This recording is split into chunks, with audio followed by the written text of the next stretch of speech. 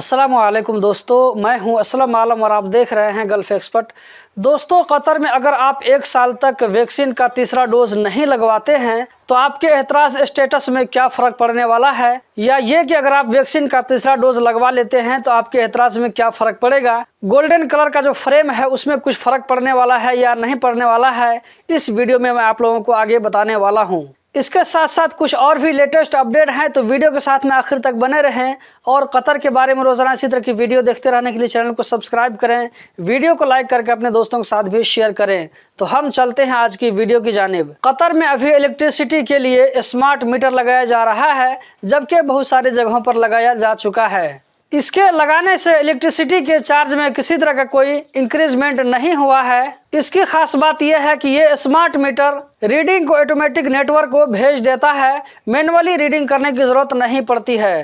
Qatar में electricity bill कैसे पे करते हैं, इसके ऊपर मैं बहुत पहले ही वीडियो बना चुका हूं, लिंक आपको डिस्क्रिप्शन में मिल जाएगा। आप इस वीडियो को देख करके खुद से सीख सकते हैं कि इलेक्ट्रिसिटी का बिल कैसे पे करें। शेख तमीम बिन हमद आल सानी की दावत पर ओमान के बादशाह सुल्तान हैसम बिन तारिक कतर आए हुए हैं, जिसके बारे में ट्विटर पर हैशटैग ट्रेंड कर रहा है। 1 जनवरी से अगर कोई भी कतरी ताजिकिस्तान जाता है तो उनको वहां जाने से पहले एंट्री वीज़ा नहीं लेना पड़ेगा, वहां पर 30 दिन ठहर सकते हैं। कतर में 30 नवंबर से अरब कप का फुटबॉल मैच शुरू होने वाला है, जिसको देखने के लिए बाहर से बहुत सारे लोग आएंगे, फ्लाइट से भी आएंगे और ज़मीनी रास्ते से भी आएंगे। ऐसे में बाहर से आने वालों के लिए अबू समरा बॉर्डर पर एक नया इंस्पेक्शन यार्ड बनाया गया है। तो जो लोग बाहर से अरब कप का मैच देखने के लिए आएंगे तो इन पैसेंजरों को इससे बहुत ज़्यादा सहूलत मिलेगी। हमद जनरल मेडिकल के मेडिकल डायरेक्टर यूसुफ अल मुसलमानी ने कहा है कि जिन लोगों ने कतर में वैक्सीन का 2 डोज लगवा लिया है या ये कि तीसरा डोज भी लगवा लिया है,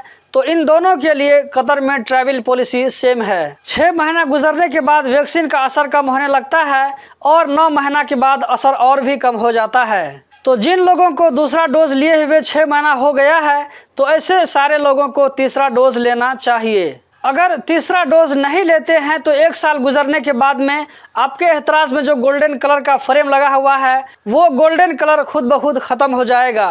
और एहतराज ऐप से गोल्डन कलर के फ्रेम का ख़त्म होने का मतलब आप समझ सकते हैं, आप अनवैक्सीनेटेड में शुमार किए जाएंगे। वैक्सीन का तीसरा डोज लगाने से गोल्डन कलर के फ्रेम में कुछ भी फर्क नहीं पड़ेगा। दूसरा डोज लगाने के बाद में जो आपके एहतराज में गोल्डन कलर का फ्रेम लगा था, तीसरा डोज लगाने के बाद में वही फ्रेम रहेगा।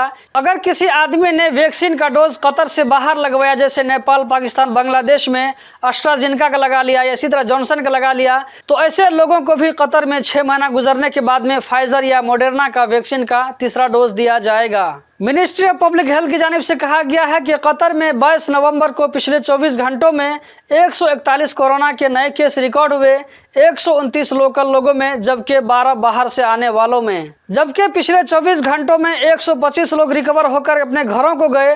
कतर में अभी 1905 कोरोना के एक्टिव केस हैं। सऊदी अरब में फ्रॉड के इल्ज़ाम में 4 आदमी को गिरफ्तार किया गया है, जिसमें से एक सऊदी शहरी था जबकि 3 दूसरी कंट्री का था। उनके कब्जे से 1159 local communication chips, fingerprint reader और कंप्यूटर को पुलिस ने अपने कंट्रोल में ले लिया है। इन सब लोगों को गिरफ्तार करने के बाद में पब्लिक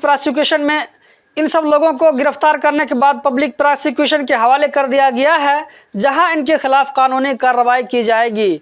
तो दोस्तों, यही थी आज की वीडियो।